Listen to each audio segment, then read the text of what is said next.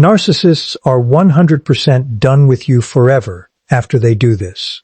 And I want to begin with the 100%, because it is the most specific and the most consequential claim in this title, and the one that requires the most careful examination before we build anything on top of it. 100% is a strong claim in any context. In the context of narcissistic behavior, where the return and the re-entry and the hoovering and the seemingly inexhaustible supply seeking that brings narcissists back to former supply sources long after any reasonable person would have concluded the chapter was closed. In that context, 100% done forever sounds almost impossible, because the narcissist's supply-seeking history is characterized by precisely the opposite of 100% done, by the specific, consistent, supply economics-driven tendency to maintain at least a background monitoring of every significant supply source, regardless of how the relationship ended, and to re-engage with those sources when the supply calculation produces a favorable assessment. The return is one of the most reliable features of narcissistic relational behavior. So when this episode claims that there is a specific thing the narcissist does after which they are 100% done with you forever, it is claiming something that runs directly counter to one of the most consistent patterns in the entire narcissistic behavioral repertoire. And that claim requires the most specific and the most honest possible grounding, because anything less than complete honesty about what the 100% actually means and what it actually requires would be doing the people who most need this information a significant disservice. So let's be completely precise. The 100% in this title is not about the narcissist's emotional processing of the relationship. It is not about whether they think about you, they think about you, in the ways we discussed in the previous episode, and the 3 a.m. thoughts are not going away regardless of what this episode describes. It is not about whether they feel something in the territory of loss or regret. They do, in the specific, unmanaged, actual self-level way that the construction permits.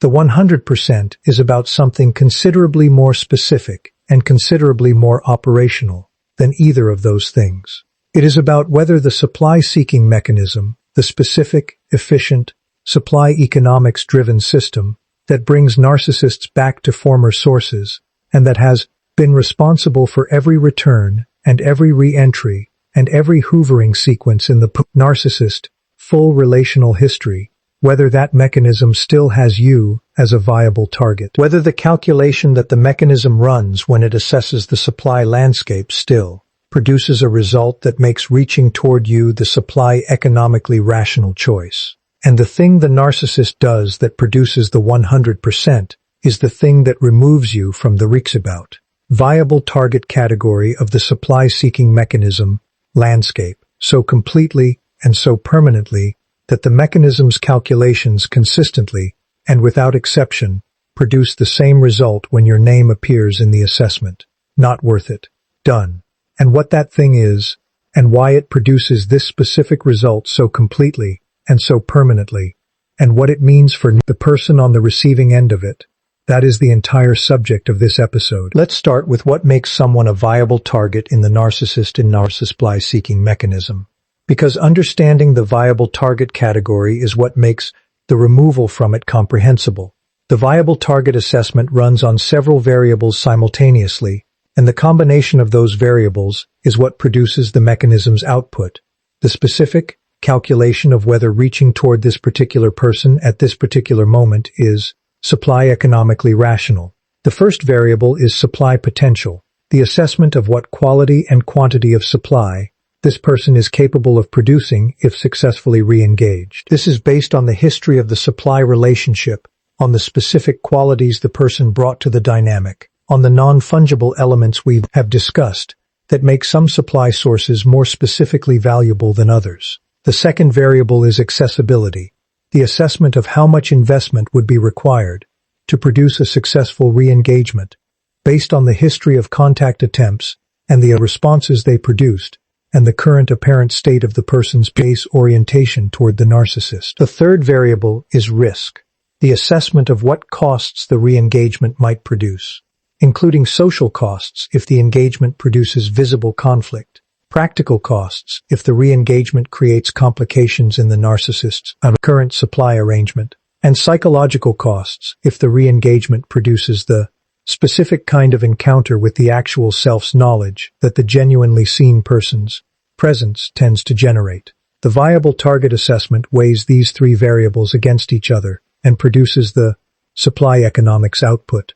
High supply potential plus high accessibility plus low risk equals high viable target rating. The mechanism reaches low supply potential plus low accessibility plus high risk equals low viable target rating. The mechanism does not reach, and the specific thing the narcissist does that produces the 100% done is the thing that moves all three variables simultaneously in the direction that produces the lowest possible viable target rating, so low that the mechanism's output is consistently and permanently the same. Not worth it. Done. The thing the narcissist does is the complete, unambiguous, irreversible public exposure of the dynamic, not the private clarity that the person who was harmed develops over time. That clarity, however complete and however accurate, remains private and therefore does not move the risk variable in the way that exposure moves it. Not the confrontation that produces the defense response and the counter-narrative and the reality contestation. That confrontation, however accurate and however courageously offered, produces the construction's management mechanisms which contain the risk rather than increasing it. The complete, unambiguous, irreversible public exposure. The specific event in which the narcissist behavior, the dynamics functioning, the gap between the public presentation and the private reality, all of it becomes visible to the social world that the narcissist's supply and reputation and narrative control depend on, in a way that is specific enough and credible enough and documented enough that the construction, as management mechanisms, cannot successfully contain it. This is the thing, and the reason it produces the 100% done is that it moves all three viable target variables simultaneously in the direction that eliminates the viable target rating. The supply potential collapses. The person who has publicly exposed the dynamic is no longer a source of the supply that the construction requires, because the construction's functioning in relation to that person is now operating in a context where the exposure has permanently altered what any subsequent engagement with them would produce.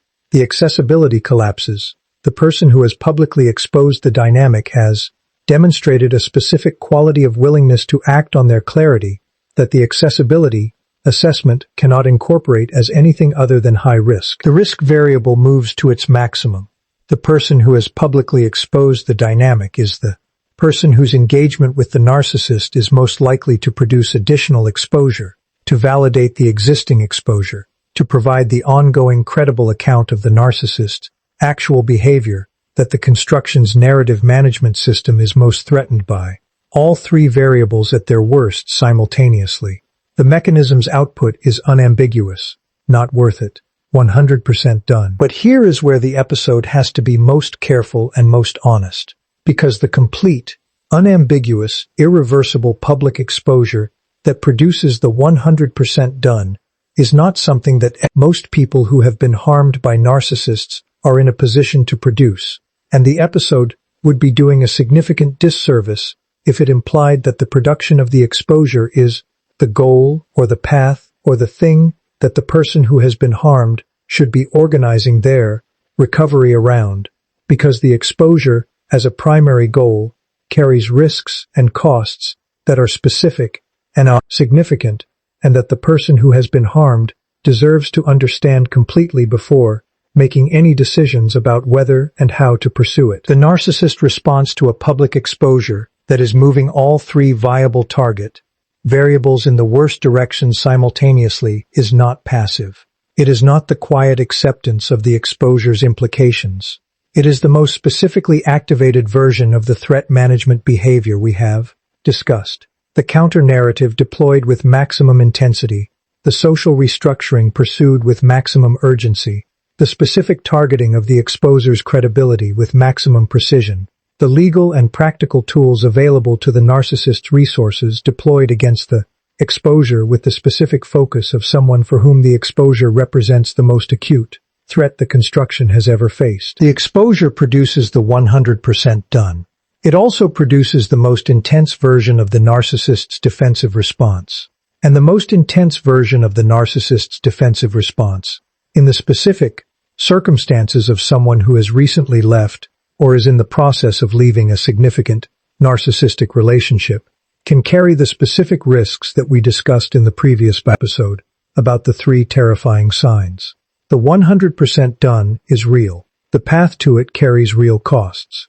And the honest account of what the narcissist does that produces the 100% done has to include, in the same breath, the honest account of what the producing of it costs and requires.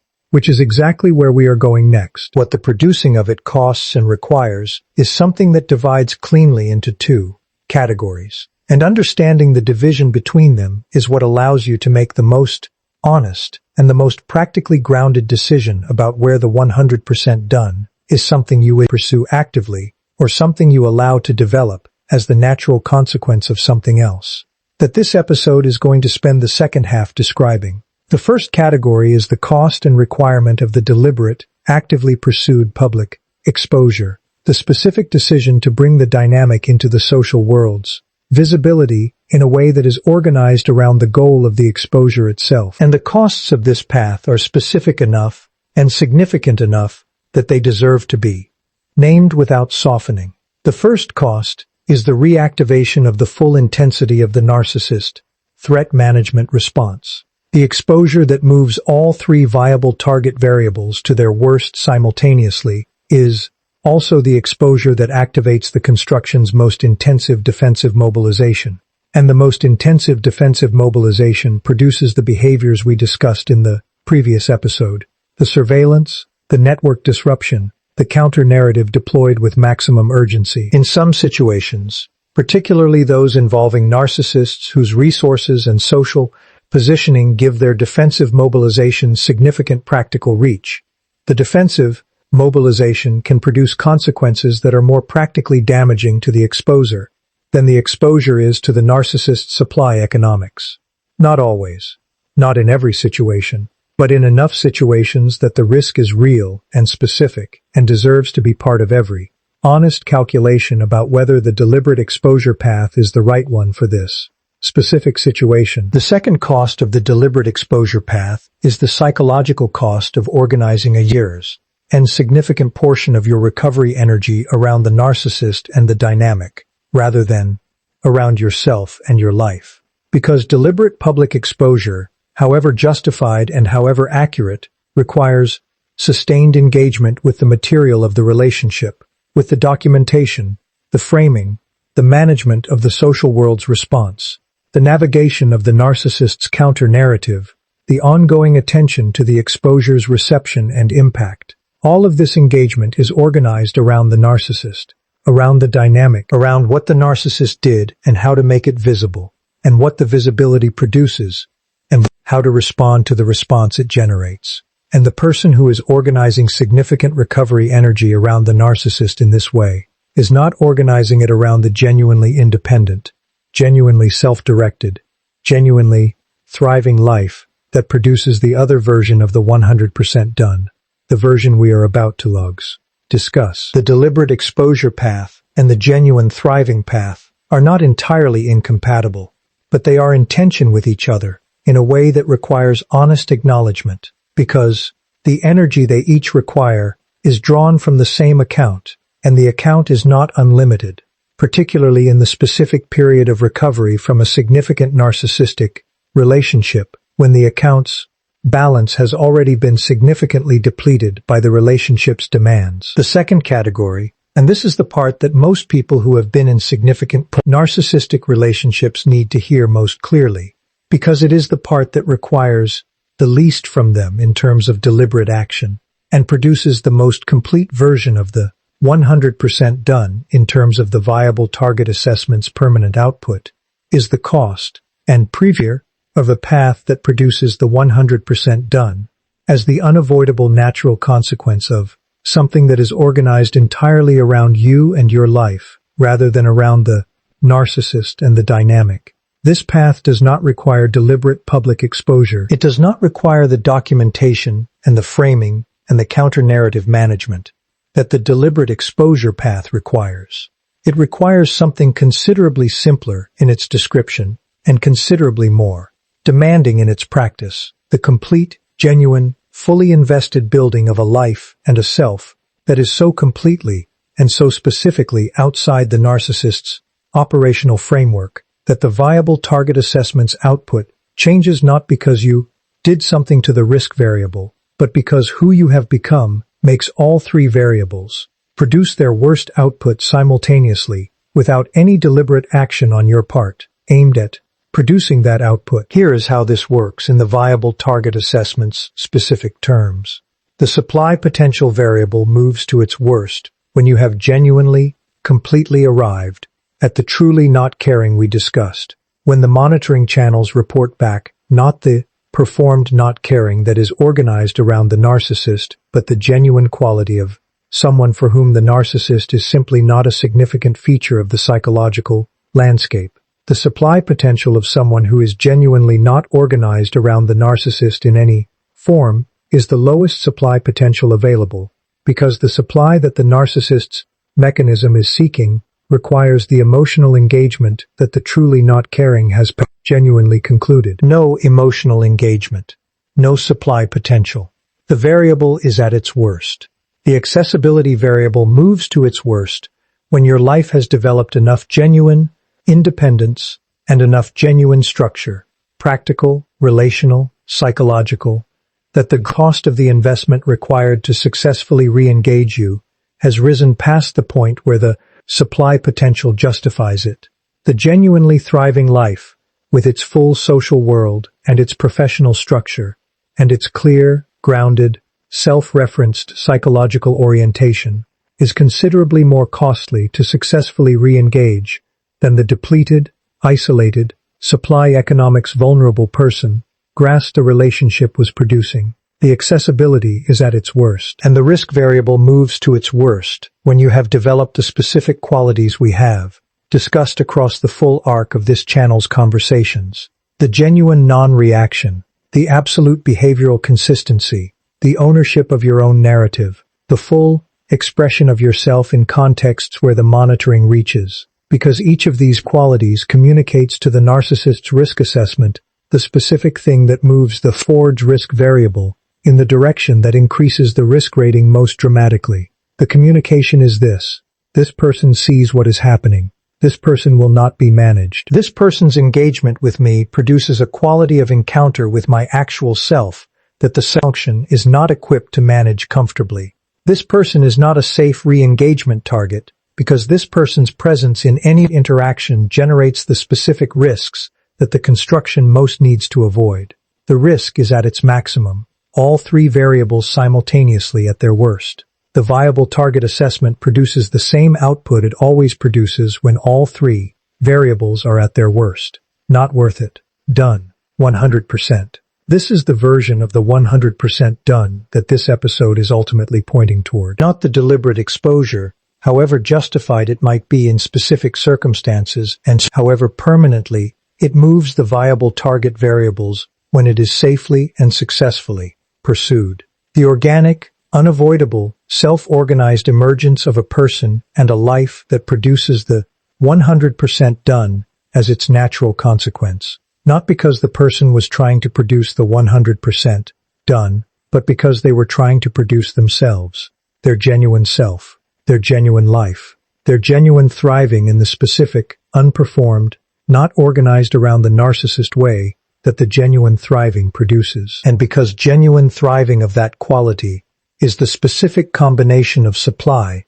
unavailability, and inaccessibility, and risk that produces the narcissist viable target assessment's worst possible output for the specific person who has genuinely arrived at it. The 100% done is not something this person aimed for. It is something they became. And the becoming, the specific, daily, self-organized, genuinely invested becoming of the most complete version of the person you were always supposed to be, is the most permanent, and the most complete version of the 100% done available.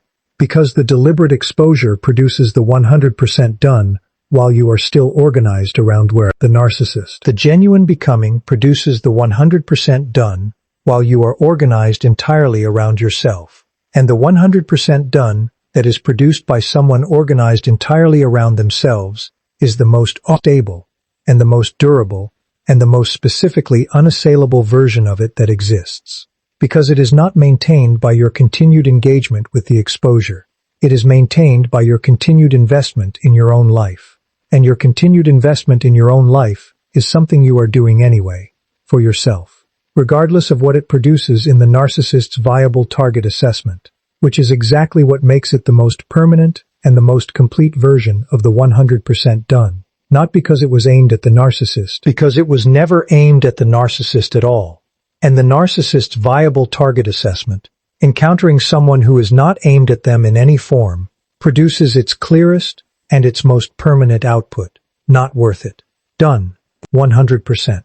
Not as something you achieved, as something you became, and the becoming is yours, permanently, regardless of anything the narcissist mechanism does or does not do in response to what the assessment produces, because the becoming was never about the assessment. The becoming was always about you, and you, fully become, is the most complete answer to every question the narcissist and mechanism was ever going to ask about your viable target rating. The answer is no, permanently. Not because you said no, because who you are makes the question unanswerable in any other direction.